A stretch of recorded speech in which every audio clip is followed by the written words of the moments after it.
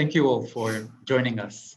The festival takes place both online and in-person screenings at the Jerusalem Cinematheque, and also in shelters for women who survive domestic violence. We are deeply honored to host the President of the European Film Academy, acclaimed director Agnieszka Holland, for tonight's masterclass. We are grateful for your time, Madam Holland. And our deepest thanks goes also to our partners in this special event who joined forces to make all of this possible.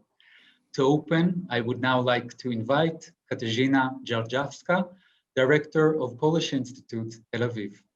Good evening, ladies and gentlemen, distinguished guests, dear viewers, dear friends of Polish Institute, dear ladies. It is my great privilege as an acting director of the Polish Institute in Tel Aviv to open today's virtual masterclass with a special guest, Mrs. Agnieszka Holland. I would like to express my gratitude to Women's Film Festival in Jerusalem, especially to Liora Szylman, Lihi Sabak, Shira Meishar, and Benjamin Freidenberg from the Jerusalem Filmmakers Guild for, first of all, approaching us with the idea of the masterclass. Adam Mickiewicz Institute from Warsaw, especially Dorota Kwinta and Kamila Kowalska, our irreplaceable Polish partner in Israeli projects. Yasmin Harel of Polish Institute, for her extraordinary dedication for the project, and of course to Mrs. Agnieszka Holland. It is a great honor to host you, Madam, and thank you very much for joining us tonight. Tonight's event is organized in the framework of the Polish Zoom project, which, besides presenting Polish movies, also includes encounters with outstanding representatives of Polish cinema. We have hosted Filip Bajon, we have hosted Alan Starski, as well as Agnieszka Smoczyńska.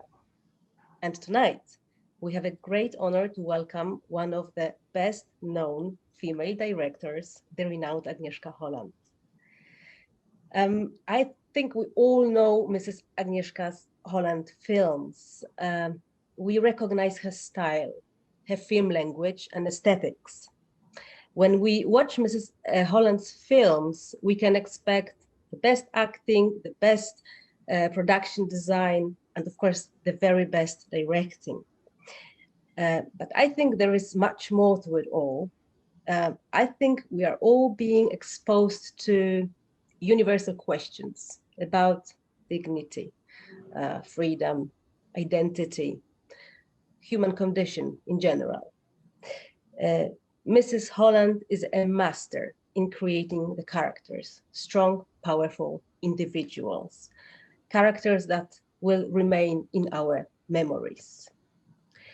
With Mrs. Holland films, we make a journey, and not only throughout the history, but I think also through the protagonist's choices and moral consequences of their decisions. And I found in one of the interviews, Mrs. Holland mentioned that she said that her duty as a film director is this internal moral duty to choose the right story. So my personal question to Mrs. Holland is, how do you choose this one particular script out of numerous offers that you are being offered? I presume on every day, on daily basis. What makes this one particular script catch your attention? I will not take more of the precious time with the director. Once again, Mrs. Holland, it is a true privilege to host you tonight. We are so proud that one of the best directors in the world and current president of the European Film Academy is a woman, and is a Polish woman. So enjoy the masterclass, squeeze out of the essence of it, and maybe implement it in your films, even lives. I will. Thank you very much. Thank you, Katarzyna, for your support. I would now like to invite Deputy Director of Adam Mickiewicz Institute, Barbara Sheshka. Hello, good evening, everyone. Thank you very much, Benjamin. I'm extremely happy that the Adam Mickiewicz Institute already for the first time is the partner of the Polish Zoom project. And of course, my greatest thanks go to Ms. Katarzyna Dzierżawska and the whole team at the Polish Institute in Tel Aviv. Polish Zoom presents the most interesting young Polish creators and production, film classics, as well as greatest masters of Polish cinema. These include, of course, Ms. Agnieszka Holland, and I would like to take this opportunity to thank you, Ms. Agnieszka Holland, for joining us, for accepting the invitation from the festival, and both from the Polish Institute in Tel Aviv and the Adam Mickiewicz Institute to be part in this in tonight's masterclass.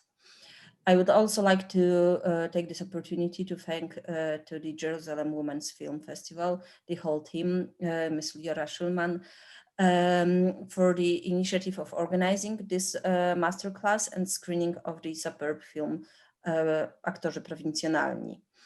I wish for the masterclass to provide the Israeli audience with many unforgettable artistic impressions.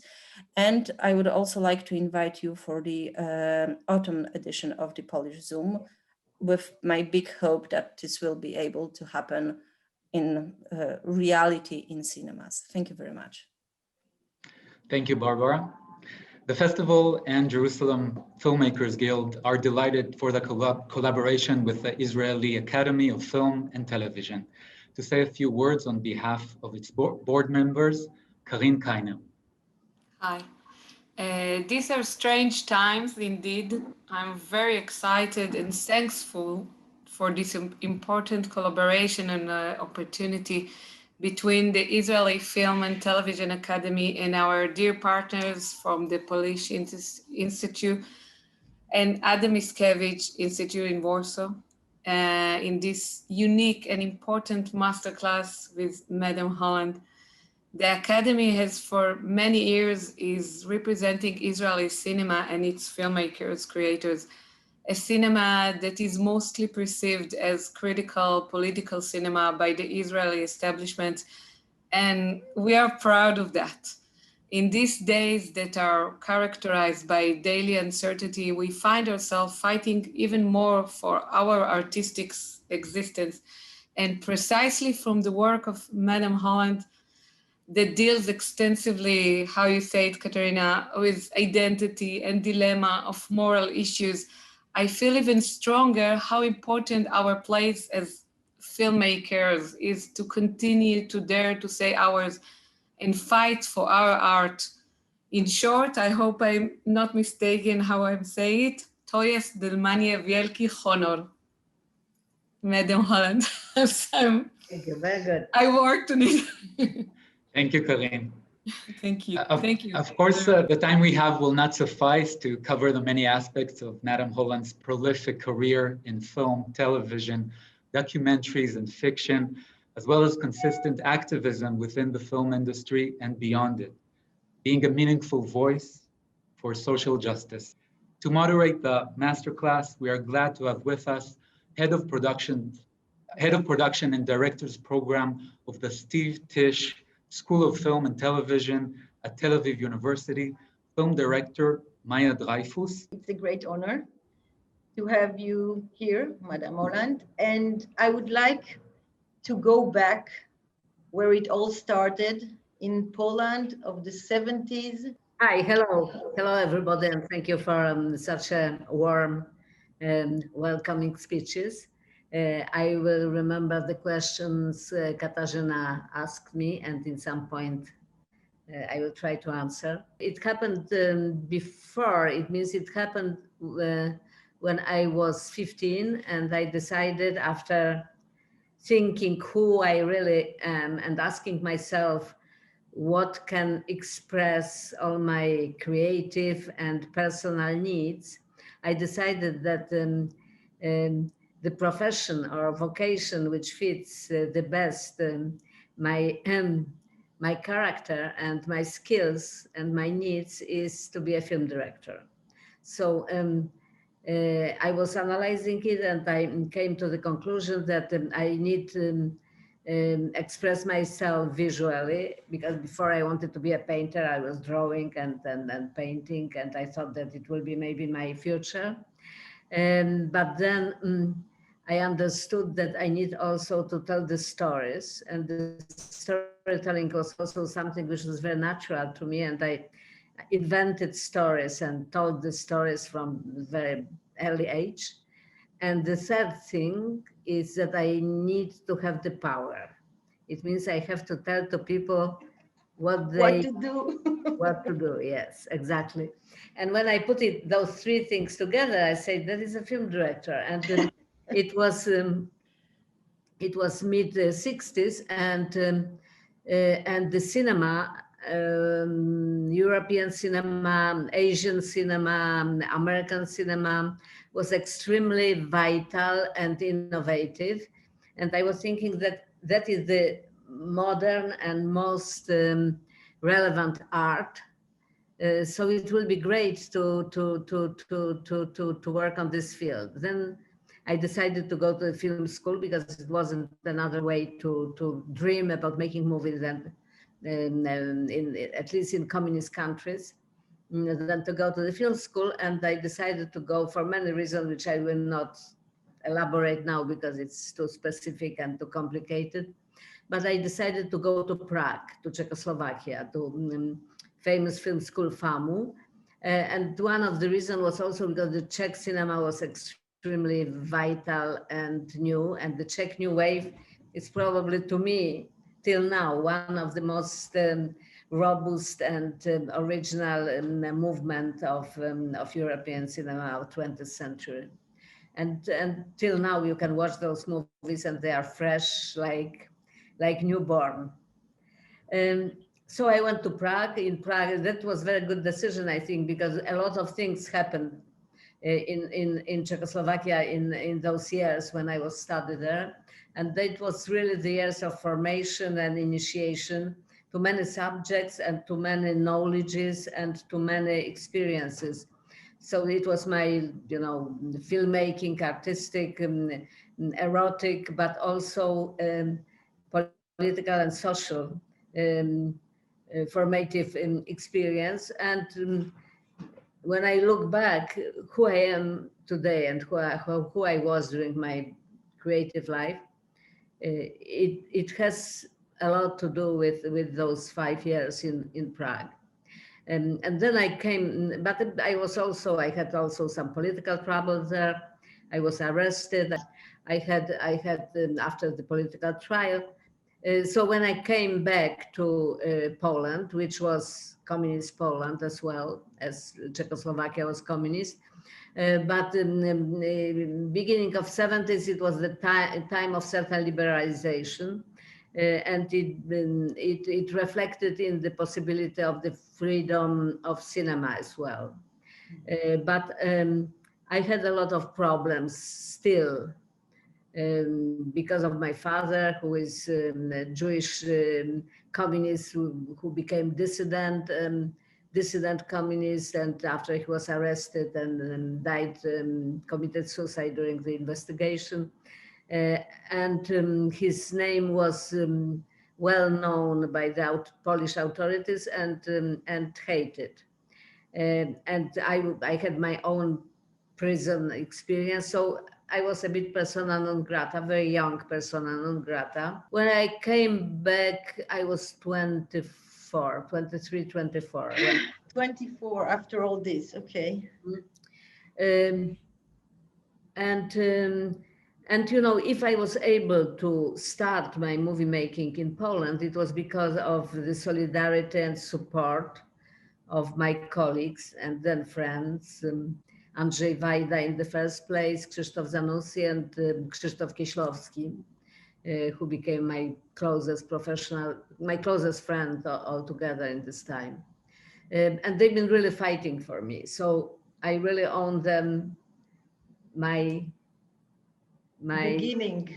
beginnings, and without those beginnings, it would be not the rest. was it intimidating for you, your first steps in this industry with full of, you say it was also, they were helping you, but you were also very young. Well, no, I was a mix, as we always quite often are. It means I was shy on one hand, on another hand I was, quite pretentious. And my first job was to be an assistant of Krzysztof Zanussi at the movie Illumination. I was so critical, It means I was watching him working, and I was thinking, oh no, I would do it better. I would no, it's so, and I shown it somehow, So the fact that he didn't fire me, it's beyond my understanding. Because if one assistant will behave like me on my set, I would certainly fire him. So you had no fear. The fact that you were a woman did not make any change of didn't feel inferiority or something, because you were fearless. I think that one of things it was that I was fearless. Second thing was that I was equipped by my family,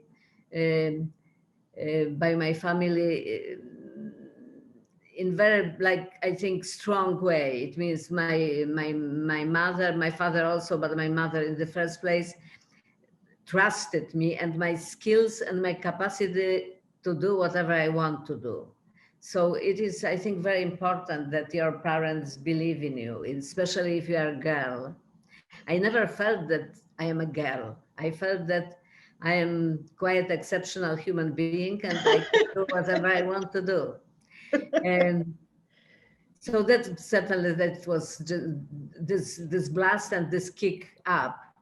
And I realized the glass ceiling women are experiencing in the filmmaking world only when I left Poland, actually. And I think it was because I was so close with my male colleagues, and we've been doing things together, and we've been fighting together with the censorship and with the with the communist oppression. That enemy was there. We had common enemy, and I didn't ask myself the question how it happened, how so that I'm practically only woman on my generation who is making any movies and who is visible. It was one more, a bit older than I am, but she never had such a opportunity to do so much as I did. So, I realized that, yeah, what some women have been talking, it's true. It is twice or maybe 3 times as difficult for the woman to make the movies, to stay in the filmmaking community, in the industry, and to have the career. It means not to end her career after one failure or after one movie and second child. I want you talk about your father, and you are very open about his life story. How did that influence on of the story you choose and the story you're telling on-screen films? I think that it certainly influenced me. Also, his origins, also the fact that he was a young Jewish communist before the Second War, and that he was a strong believer that that the radiant future can come only from the East and from the communism, which was quite understandable. He was a brilliant boy. I had a lot of recollection of his friends, how intelligent he was and how opinionated he was and how active he was. But he took as an oppression the wave of the anti-Semitism, which was growing in Europe and also in Poland. It was very strong, and then he was admitted to the medical school, which was very difficult for a Jewish boy because it was a numerus clausus for Jews to become the doctor, and so on and so on. So from this point of view, his choices been understandable to me, even if me as a grown-up person didn't share the communist beliefs, and I was watching Stalinian and communist countries as a source of incredible murders and oppression. So I try after reconstruct his life, which wasn't so easy because he was he was 41 when he died. I was 13. So the time when we've been together, I was able to talk was quite limited, and he never wanted to talk about his life in Soviet Russia, in the army, his life in pre-war Poland, his family. I even didn't know what were the names of his parents. I discovered it only when my aunt, only survivor of this family, put them symbolically on the grave of my father. And till now, I'm not sure even if they've been real names or the Polonized names. So I didn't hear any childhood memories from him, any stories of my grandparents, and no stories of the Holocaust neither. He didn't experience the Holocaust, but he came with the Polish army to Warsaw without knowing what really happened. They didn't know it in Soviet Union. And he expected to meet his family and to see his native town, Warsaw, and he discovered the ruins, the totally destroyed city, and no one alive. They all died in the ghettos and concentration camps. So somehow, the heritage of this experience of my father was paradoxically passed to me by my mother, who is Gentile, who is not Jewish, but who was very affected by the fact that as a teenager she was witnessing the Holocaust, and she also saved some Jews during the war, and has the tree in Jerusalem and the title of Writers Among the Nations. So they are my roots, and of course it influenced me and my field of the interest. But this double identity, or after triple identity, because I became very fond of Czech and Slovak culture, and then I emigrated to France, and then I started to live in United States, and suddenly I became European and then the citizen of the world. So I think it was possible because I've seen how identity questions are important on one side, but are dangerous on the other side. Yes, your films deal with the tension between individuals and society constraints, and also observing human nature and its morality. And I wanted to know, do you think cinema as a platform has the power to change the world? Sometimes only. I think in general, cinema is not its role. The cinema, for most of the people, is the source of the entertaining. And very few films has this kind of the courage or luck that they can touch in the right moment, the underconscious of the people, and anticipate something which is important, which is in the future. We don't see it yet, but those films feel it somehow, and the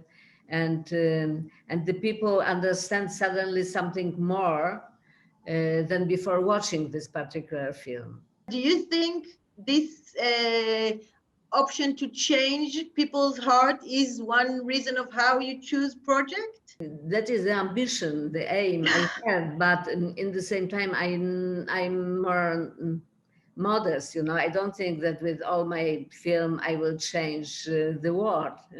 I can have the aspiration to maybe touch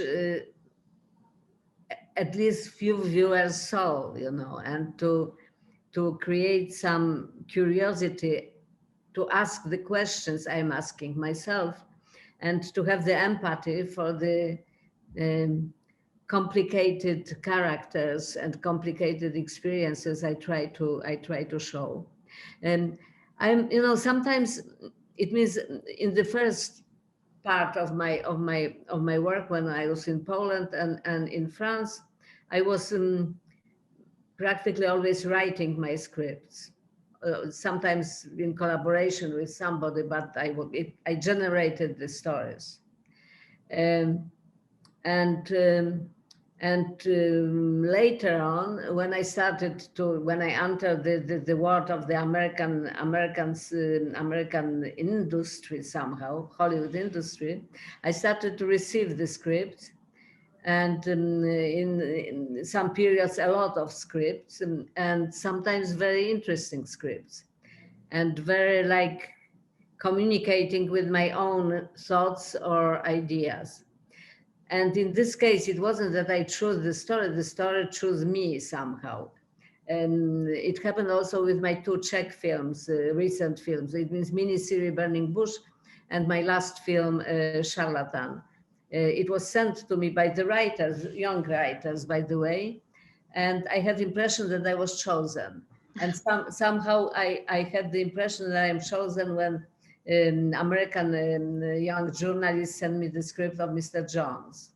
Can you elaborate? What does it mean, chosen? Because I'm sure you get a lot of offers every day in your mail. How you know you were chosen to this project?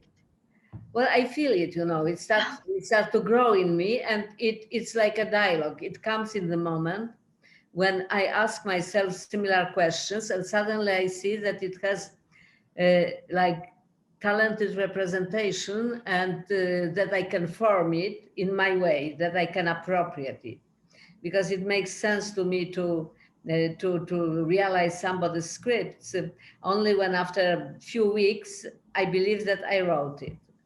I stole it, you know, the directors are the thieves, and you have to believe that it's something which is in you, and it's true, it's growing slowly in me. I remember I did my third Holocaust movie, In Darkness. That was the script sent to me by a Canadian screenwriter. And I liked the script, but I didn't want to spend another 2 or 3 years of my life in, you know, in ghettos and in the time of such a tragic oppression. It's very costly psychologically to do movies like that. And also, like, it's supposed to be in English. I didn't want to shoot Holocaust movie in English. I feel it always a bit fake, you know.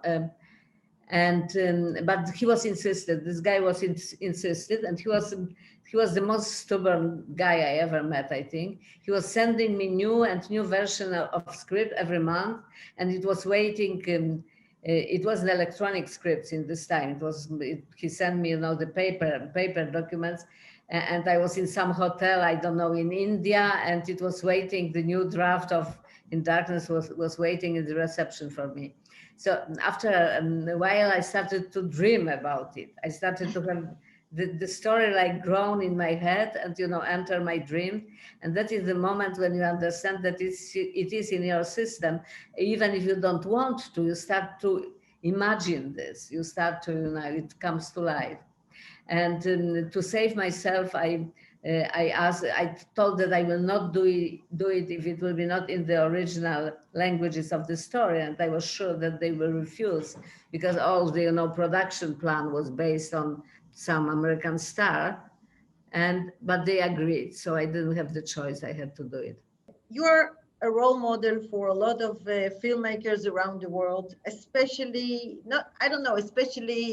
female filmmakers. And I would like to ask you, do you think that now that there are more female directors that emerging, do you think the stories that the cinema tells and the way the cinema tells its story will change? Absolutely, it will change, of course.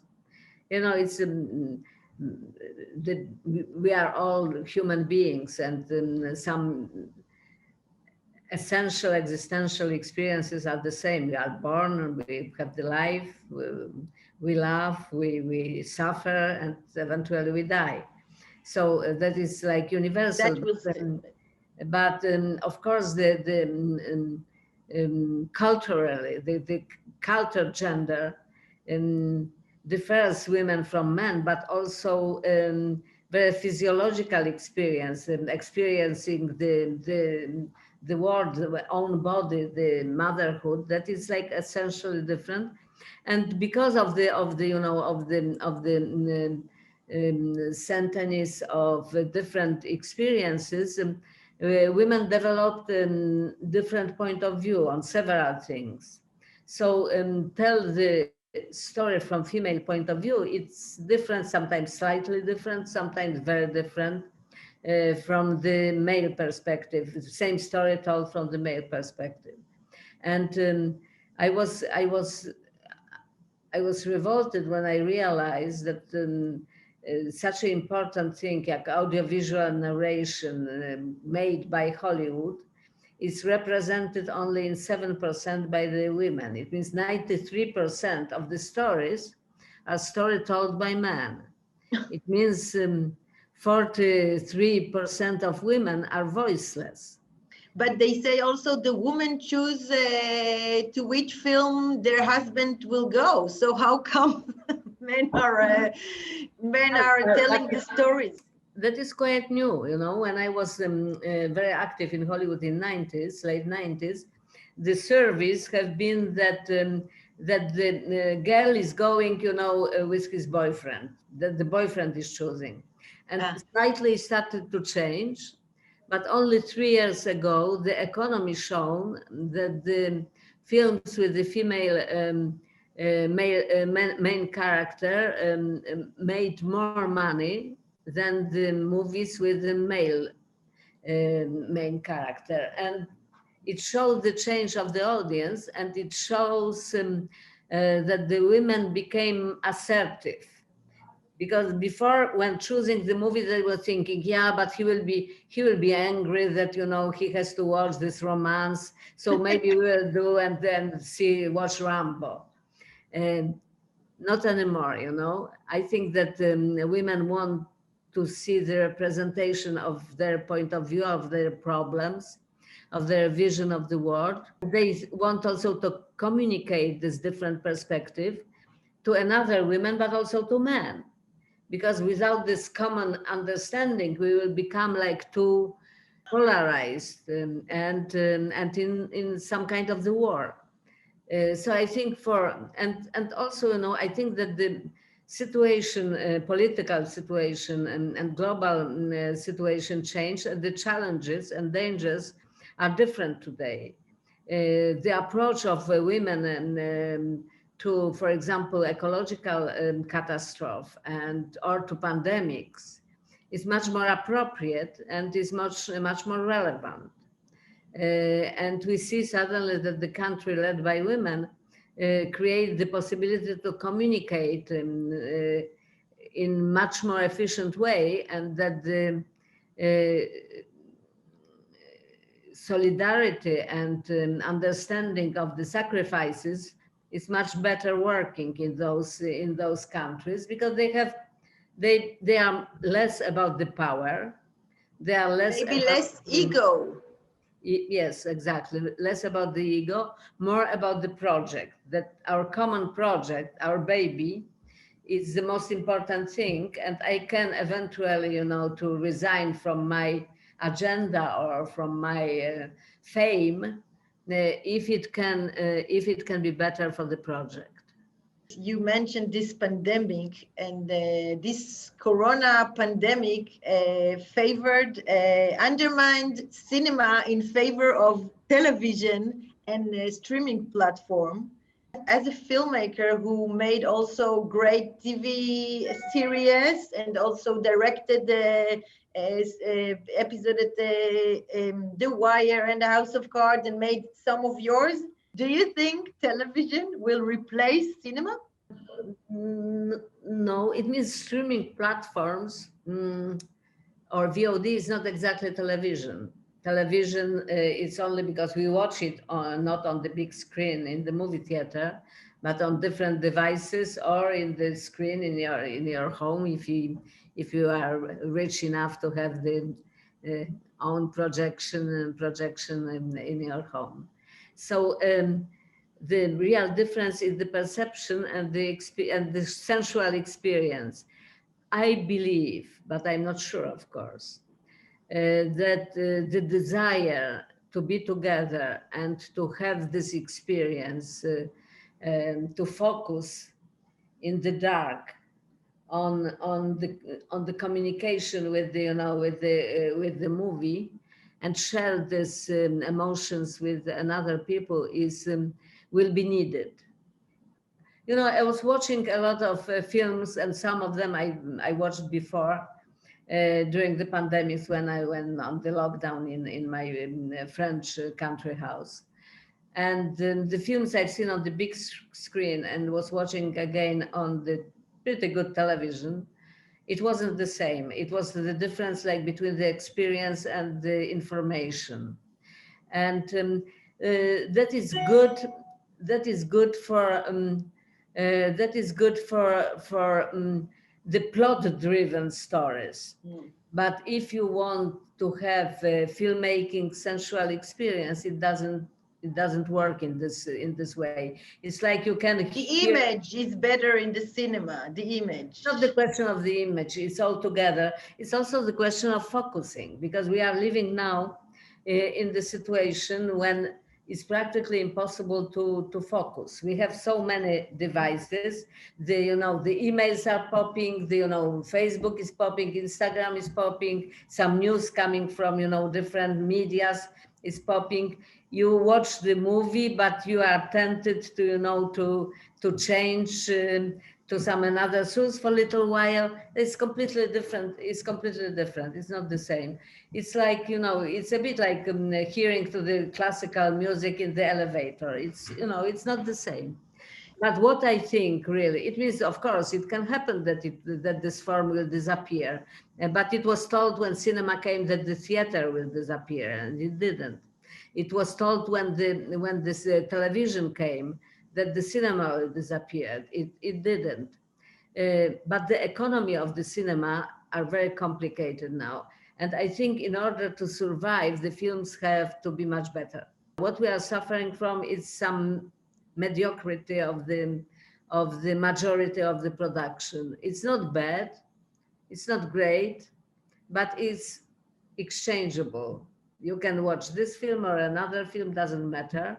And year after year, I have impression that it's like with this very bad French wine, Beaujolais Nouveau. It's like, oh, Beaujolais Nouveau est arrivé, and you drink this shit, and it's exactly the same shit like a year ago. So it's a bit like that with the independent cinema. So the cinema has to invent itself. Yes, be courageous, leave the comfort zones, and touch the subjects and create the images which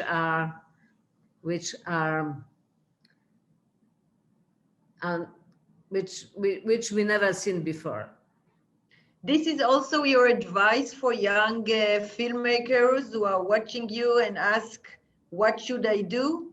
You tell them to be courageous. Absolutely. And take risk. Absolutely. Fearless, courageous, inventive, letting to work the imagination, not believing, in the opinions which are on the market, not believing in in the critics and festival selectors. Most or practically every main selectors of the biggest film festivals are men. And when you ask them why you don't select more films made by the women, the answer is, oh, we don't have enough of good films made by women, which is a bullshit. Well, we can see it in Scandinavia, Swedish Film Institute, and after Norwegian Film Institute, and after other institutes joined, they decided a few years ago that to age 2020, 50% of grants will be given to women filmmakers. It should be in festivals, in big festivals, Berlin, Cannes, Venice. You need to make the pressure, but in the first place, you need to produce more movies. Okay. Because if you have 7% movies made by women, which is the case of United States, of course that you will have less movies in Oscar competition, in the festivals and so on. If you have 18% like in Europe, you are also handicapped by that. But if you have 50%, suddenly you see that is as many good female films as male films. And for example, Scandinavia, this is interesting. They started it only a year or two ago. And this year, in the European Film Academy selection, most films coming from Scandinavia have been made, the films made by women. At Oscars, Finland presented the female film, Sweden presented female film, Norway presented female film, and the Norwegian film had been shortlisted together with my film. And only one, Denmark, had Thomas Wittenberg and his very boyish film about, the drinking group of men. Give to the women the space, the tools, and they will come with the stories which are fascinating, and they are unknown and untold so far. You work in a different industry. You talked about the difference between United States of 7% female directed and in Europe. Can you tell me a bit of how is it possible, this difference between the industry, the Europe industry and the American industry? And was it easy for you to get in as a foreign to a different country, but still dealing with social issues and understanding their society? How to do it if I want to go now? I don't know. I just did it. It means, probably being pretentious and fearless. I thought that I have something important to do, and I was well received because my movie in States, my movie Europa have been very successful. And when Americans are close and open, when they see some fresh blood coming, from the world, they want to suck it. They want to have it. And I made some good decisions, some very wrong decisions. I lost some chances. I misfired a few times, but in the same time, I knew on one thing, that the thing which is the most important to me is my artistic freedom. And when I see that it's compromised, I will just not be doing it. I will be leaving this. And this is why I decided never do big studio movie, because I understood more money they give you, less freedom you have. Where do you see more? Where do you see more artistic freedom? It's not consistent. Television, American television, which was the best television, also sucking some, some subjects and values from the smaller, markets, like from Israel. Some most successful shows on American televisions have been generated by Israeli, shows. But you have the period when the television opens up and is very, very innovative and very courageous. And it was late 90s and first 10 years of 21st century. But now it became what it's supposed to be. It means the corporation. And it's much more difficult to do something which is free and unconventional. And they want, after putting so much of new seeds into the fertile ground, they want now to have the harvest. They don't want to take the risks again. Cinema doesn't have another solution. If the cinema will not take the risk, it will die. So you're very optimistic, I think. No, and you have a good advice also. I want to do something as long as it depends on me.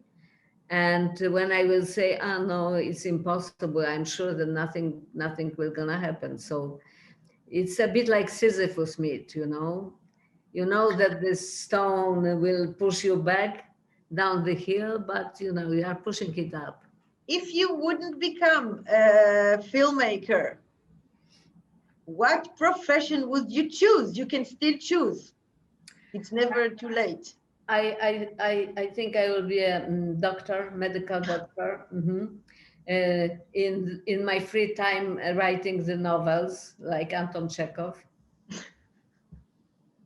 All through this interview, there were questions regarding human nature you were asking in your film. If you ask me what is the message, you know, it's that that the world is complicated and human beings are complex and ambiguous, and that simplification is the lie. It means anytime we are choosing some simple answers, we are probably not telling truth. So we need to look at the complexity and also the bad sides of us, but not be afraid of the darkness. It's very unpopular right now, you know, because we are living in very polarized world and very polarized societies. When the people are so divided that they think that only the good is me, the another are bad and enemy. Look at United States of America after Trump. Look at Poland now, and several countries, Israel also. They are divided, and they are fight. Everybody thinks that his identity is only one which has the value, and that is, you know, that is not true. We are privileged to screen at the festivals two of your films, the acclaimed Provincial Actors, and your latest film, Charlatan. It's probably 40 years between those two films, you know, and you don't feel those years, right? So look at that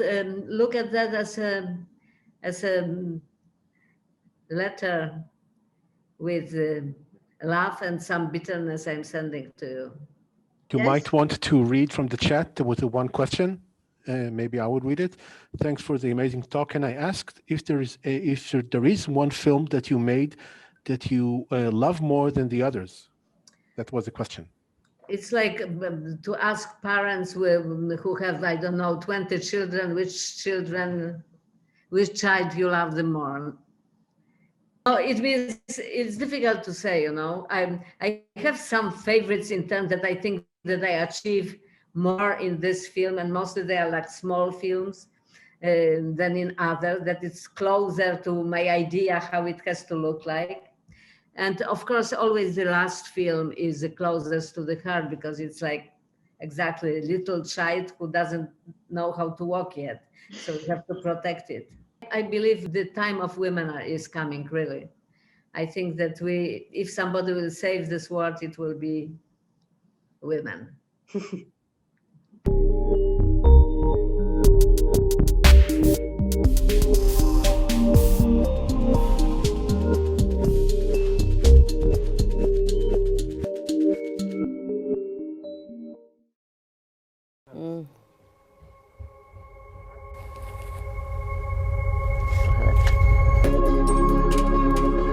Mostly I'm reacting to stories in a pretty instinctive way. I think in general a question about identity. Who we are as a people, as a human being, as a gender, as a race, as religion. Nikdy nechtějí dělat zázraky, chlapče, to lidi neodpouští. How weak the humanity is and how ready to do the worst in order to follow some kind of the illusion.